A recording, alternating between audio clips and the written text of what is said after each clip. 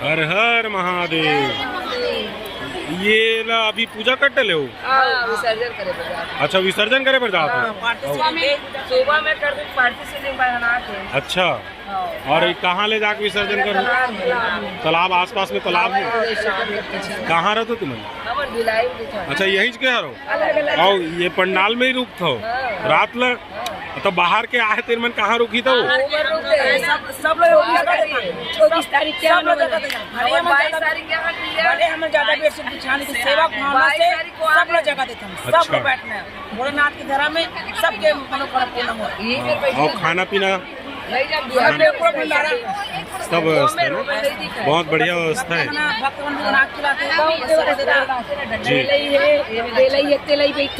अच्छा खूब भंडारा, क्या बात है, खूब भंडारा है। नमस्ते।